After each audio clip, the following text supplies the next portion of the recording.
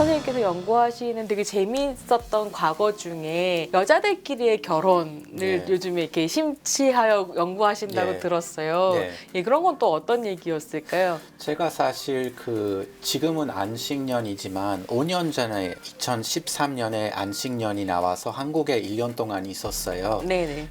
2013년에 김저광수 감독하고 네. 김승환 네. 그 남자친구하고 결혼하게 됐습니다. 예, 동성 결혼한 적 있었죠. 예, 네. 종개천에서 네네. 저도 나갔는데 그 다음날 이제 신문 봤습니다. 봤는데 어떤 얘기가 나오냐면은 한국에서 첫 동성 결혼식이 거행됐습니다. 이렇게 나오는데 저는 그 당시 이제 60, 70년대에 일간지, 주간지, 월간지 이런 많은 자료들을 보고 있는데 네. 70년대에도 60년대에도 한국에서 첫 동성 결혼식이 있었다라는 네네. 방식으로 계속 같은 말을 있었어요. 결혼식이 있을 때마다 한국의 첫 동성 결혼 네. 이렇게 나온다는 네. 거죠. 재밌네요. 예. 그거는 역시 그 사람들 그 관심을 끌기 위한 얘기지만 관심을 끌기 위한 거기도 하지만 역사를 지워버리는 것이기도 그렇죠. 하겠네요. 네. 예. 우리가 맨날 처음 있는 것처럼 이제 해야 되는 일들이 있었고, 근데 사실상 이제 인터뷰도 하고 자료 보니까는 역시 60년대, 70년대에는 법적으로는 결혼 안 하지만 예를 들어서 절에 가서 스님 앞에서 여성하고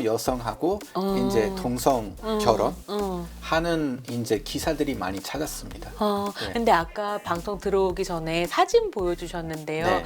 남자처럼 보이는 사람과 네. 여자처럼 보이는 사람이 예. 둘이 결혼을 하는 사진을 보여주셨어요. 네. 그냥 겉에서 봤을 때는 이성의 결혼처럼 보이기도 하던데 그렇죠. 당시에 여성들끼리의 동성 결혼이라고 하는 건 대체로 그런 형태였나요? 그러니까 어떤 사람은 남자의 모습, 어떤 사람 사회적으로 남자처럼 보이는 모습, 어떤 사람은 막 그 하얀 웨딩드레스 입은 여자의 모습 이런 식으로만 결혼을 했었던 걸까요? 네, 신문 기자가 입장에서 봤을 때는 네. 이거는 동성 부부라고 불렀어요. 동성 부부이라는 것은 한 사람이 이제 남편하고 한 사람은 부인, 이성애의 커플이라는 형태로 이제 결혼하는 방식으로 얘기하지만 우리가 이제 나이 드신 할머니, 레스비언 할머니들을 이제 인터뷰하면은 다른 얘기를 합니다. 한쪽은 뭐 바지 씨, 예. 한쪽은 치마 씨. 치마 씨, 바지 씨는 네. 이퀄 부인, 남편. 이거는 아닙니다. 약간의 네네. 차이가 있는 것 같아요. 레스비언 문화 안에서. 그래서 이런 얘기들을 우리가 자료도 보고 많은 인터뷰도 이제 해야 될 것 같아요. 저는 그런 생각이 들더라고요. 그러니까 바지를 입은 사람이라고 바지 씨라고 부르고 치마를 입은 사람은 치마 씨라고 부르면서 예컨대 21세기 한국의 퀴어지형에서 부를 때 부치가 바지 씨고 페미 치마 씨라고 되게 바로 등치시켜서 이해하기 쉬울 것 같은데 저는 정말로 그렇게 얘기할 수 있을까 하는 궁금증은 늘 있거든요. 그러니까 21세기의 퀴어들이 자기를 느끼고 자기를 정체화하는 것과 50년대, 60년대 한국에서 스스로를 바지 씨, 치마 씨라고 부르는 사람들의 그 정체성이 과연 같은 걸까? 이런 질문이 좀 있기도 하고 때로는 뭐 인터섹스거나 트랜스젠더 남성이라서 자기를 바지 씨로 정체하시는 분들도 계시지 않았을까? 네. 이런 생각이 좀 들거든요. 네, 그 부분은 굉장히 중요한 지적인 것 같아요. 커뮤니티는 그러는데 자기 역사가 필요하는 부분이 있는 것 같습니다. 예를 들어서 성소수자 커뮤니티도 뭐 우리는 90년대 이후 말고 80년대, 70년대, 60년대 우리가 과거에 있었다라는 것을 남한테 보여주는 것이 중요한 부분인데 역시 우리가 그 역사를 할 때는 지금 말하는 레스비언은 뭐 과거하고는 다를 수도 있는 부분도 있는 것 같습니다. 그래서 부치 이퀄 바지가 아니라는 것이 우리가 인정해야 되는 것 같습니다. 그래서 제가 역사학자로서 할 수 있는 것은 자료를 보고 자료에서 나오는 언어들 분석하는 것이에요. 중성이라는 말이 있습니다. 중성이라는 말은 한 가지는 인터섹스라는 뜻으로 이용했습니다. 예전에 60년대요. 예전에, 네. 간성이라는 말, 양성이라는 말, 반음양이라는 말 있었는데요. 우리 세상에는 여성, 남성 이 두 가지밖에 없다는 생각이 굉장히 센데요. 특히나 한국 사회는 그런 것 같아요. 생물학적 본질주의가 매우 세서 예. 여자 성기, 남자 성기 두 가지가 있고 예. 그렇다면 당연히 남자는 이래야 되고 여자는 이래야 되지라고 하는 예. 성별 이분법적인 사고방식이 네. 매우 세죠. 네. 근데 그렇지 않은 사람들이 존재하는 것이 역사 자료 보면은 알 수도 있고 그래서 그때는 중성이라는 말을 많이 썼어요. 뭐 제3의 성이라든지 간성이라든지 중성이라는 말을 많이 이용했지만 그래서 중성은 인터섹스에 가까운 말이지만은 또 다른 중성이 있는 것은 지금 우리가 말하는 트랜스젠더. 근데 70년대 60년대는 트랜스젠더라는 말을 안 썼습니다. 여장 남자. 크로스드레서 아닌가요? 크로스드레서죠. 네. 근데 결국은 남자죠. 여장하는 남자. 여장을 해도 남자입니다. 그러니까 트랜스젠더 여성은 사라져 버리는 거예요. 할 수가 없는 말이죠. 네. 그래서 그 문화에서도 중성이라는 말을 썼어요. 좀 이쁘장한 남자, 여장을 하는 남자.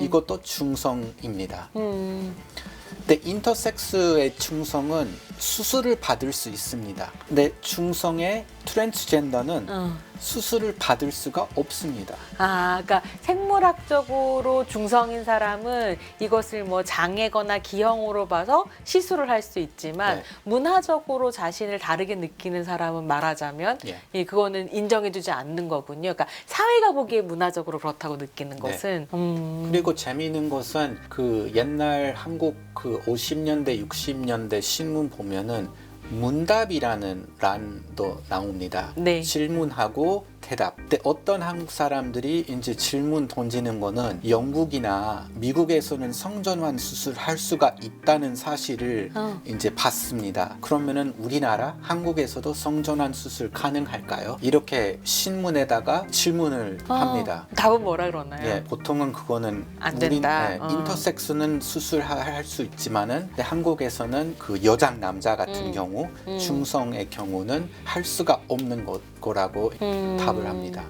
뭐가 되냐 안 되냐도 그 시대의 관념에 따라서 결정이 되는 부분들이 확실히 있는 거네요. 그러면은 불가능이면은 이 사람들은 어떻게 살아야 되는지 뭐 돌팔이한테 가서 수술 받거나 이제 돈 벌어서 일본에 갔거나 수술 받든지 예, 뭐 이런 것들 이제 있었던 것 같습니다. 70년대, 80년대. 그 70년대, 80년대 신문 기사 같은 것들을 연구하시는 게 굉장히 많은 걸 보여줄 수 있겠어요. 그럼 점점 기사를 보면서 최근으로 다가올수록 뭐 트랜스젠더라는 단어도 등장하고 수술도 가능해진다는 내용 같은 것들이 나오고 이런 건 되게 재미있는 발견이 될 수도 있겠네요.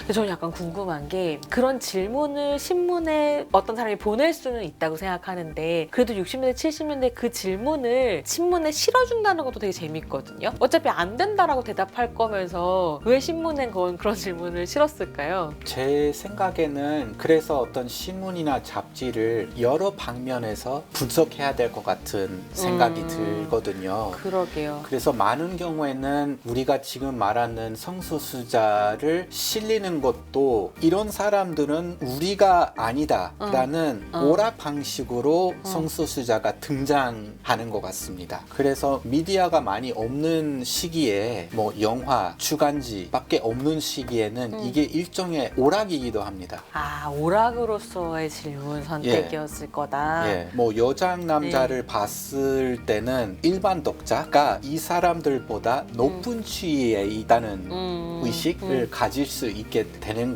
거라고 생각합니다. 저는 그 선생님 얘기를 들으면서 어떤 상상을 해봤냐면 그 질문을 뽑는 사람이 성소수자여서 이런 질문을 통해서 뭘 하고 싶은 얘기가 있었을까? 뭐 이런 전 영화 전공자라서 영화적인 상상력을 막 펼쳐봤는데 그러긴 쉽지 않았을 수도 있겠네요. 그렇죠. 그럴 수도 있어요. 여장하는 남자, 남장하는 여자가 등장했을 때는 역시 비하의식이 들어있고요. 우리가 지금 말하는 호모포비아 또는 트랜스포비아가 들어있는 언론이기도 합니다. 그래서 현재의 한국의 호모포비아, 트랜스포비아를 역사적으로 추적할 수 있는 작업이기도 하고 또 한편으로는 멸시하지만 그 당시 저 말고 다른 트랜스젠더가 있을까요? 생각하는 사람이 보잖아요. 그 내용을 보고 역시 있구나. 게이 남성 같은 경우에는 종로 3가에 있었던 파고다 극장에 많이 갑니다. 근데 보통 영화관 극장이면은 영화 보러 가는 곳인데 게이 남성들은 이제 다른 남자를 헌팅 하러 가는 하러 거니까. 가는 거죠. 네. 그래서 앉지도 않고 뒤쪽에는 서 있어요. 마음에 드는 남자가 있으면은 손 잡고 이렇게 나가서 커피 마시거나 아니면은 여관 이런 데 가는데, 근데 보통 이 70년대 80년대 이와 같은 정보는 일반 사람들이 봤을 때 변태적인 남성이다 이런 식으로 나오는데, 게이 남성, 그 당시에 게이 남성이었으면은 네. 어디 가면은 다른 게이 만날 수 남성 있는지. 만날 수 있는지는 그래서 일종의 가이드북이기도 합니다. 그런 식으로 이제 분석해야 될 것 같아요. 저는 그런 게 언제나 재밌는 것 같아요. 그러니까 실제로 그 신문 기사를 만드는 사람들은 매우 호모포빅하게 그 신문을 썼는데 그게 다른 사람한테 갔을 때 완전히 다른 의미를 만들어내는 거. 예, 그런 거 정말 재밌죠. 예. 선생님 말씀을 여기저기서 들을 때 썬데이 서울을 연구하는 미국 학자가 있다라는 얘기를 들어서 왜 그걸 왜 연구하는데 막 그랬었거든요. 근데 모르시는 분들도 계시겠지만 썬데이 서울은 60년대, 70년대, 80년대, 90년대까지 한국에서 굉장히 인기가 있었던 성인용 잡지였었는데요. 왜 썬데이 서울을 그런 것들을 많이 보실 수 있어서인가요? 제 이 연구를 시작할 때는 많은 한국 사람들 또는 학자한테는 들었던 말은 역시 성소수자의 역사 쓰기에는 어렵겠고 불가능할 거라고 한 말이에요. 왜냐하면 한국 사회는 역시 보수적이니까 자료가 있을 수도 없다.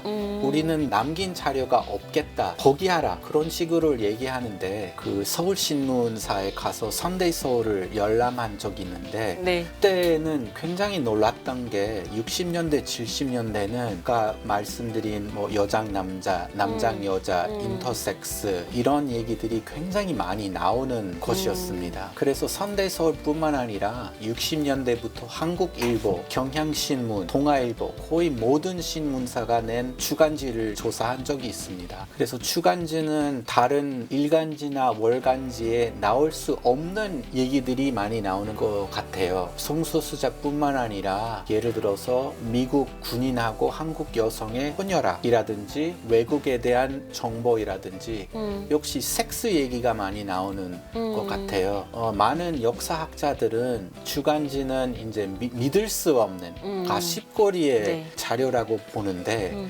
저는 그런 입장이라기보다는 역시 그 당시 주간지를 굉장히 즐거웠던 것을 생각해요. 독자들이 이제 보고 즐기고 재미있어하고 네. 한편으로는 어떻게 보면 온갖 비정상적인 것이라고 낙인 찍어서 볼 걸로 만든 이야기들이 그 주간지들 안에 있기 때문에 한국 사회가 무엇을 비정상이라고 이야기해왔는가에 대한 역사를 보시기에도 좋은 자료겠다 싶은 생각이 드네요.